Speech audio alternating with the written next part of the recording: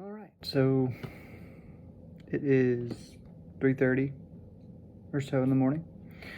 Um, read through Pictures of the Gone World tonight, Ferlinghetti, and I mean I marked a few, as you can see.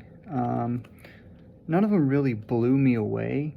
I thought a lot of them were entertaining. They were sometimes funny. There were some good lines, like this one, "Silence hung like a lost idea," which I thought was good.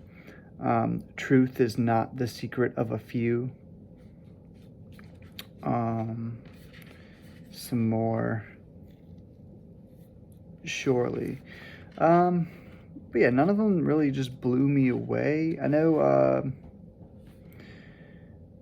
I think Ferlinghetti. This is. I mean, these are his like earliest poems, and he did add 18 new poems at the end, but I wasn't necessarily impressed with those either. I don't know if it was verses he had written at the time that he put back in when he did this, or if he wrote them for this new edition in 1995. But originally published in 1955, which he published Howl by Ginsberg in 56.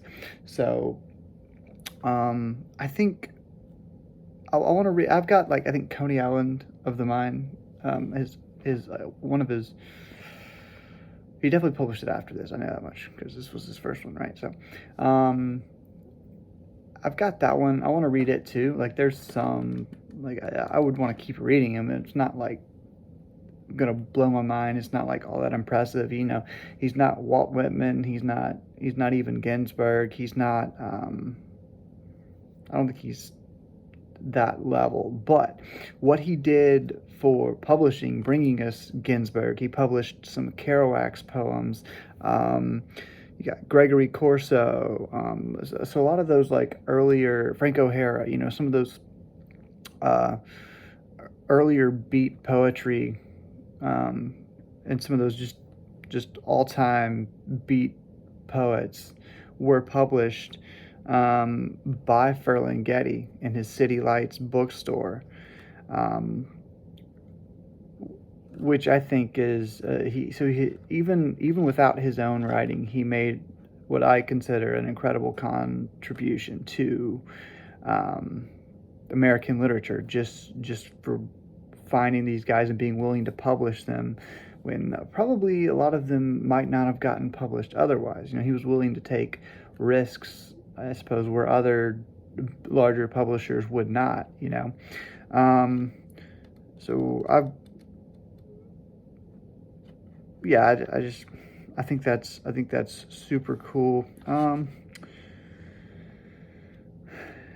me see if there's any other lines that pop out really quickly.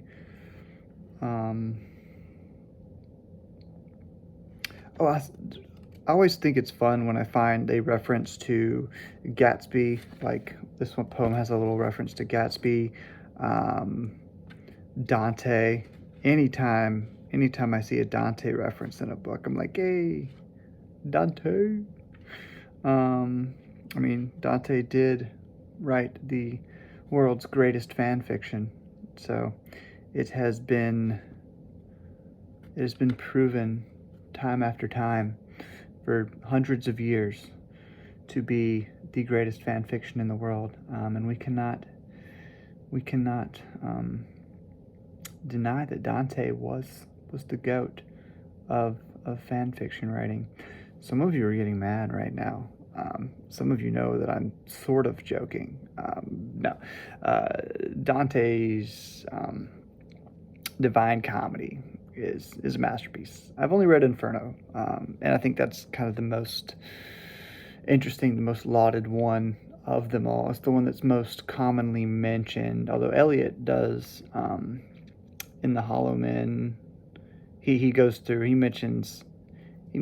I know Paradiso, and he makes allusions to. Well, he makes allusions to Paradiso and Inferno. So, I mean, I want to go through and read the whole thing. I just haven't done it yet. It is it does take a tremendous amount of focus to get through the Divine Comedy, I think. But yeah, that's all I got. I'm trying to keep this shorter in length. I don't know if I'd recommend this for you or not. I think if you really like the beat poets, you like Ginsberg, Kerouac, Corso, you like Frank O'Hara, particularly like lunch poems, Frank O'Hara, then I would say it might be worth your time to grab this copy. It does not take long to get through. I just dropped it. So, yeah, if that's your thing, I'd say go for it. But if that's not your thing, you're probably going to want to skip this one. So, yeah, that's all I got. So, see you later.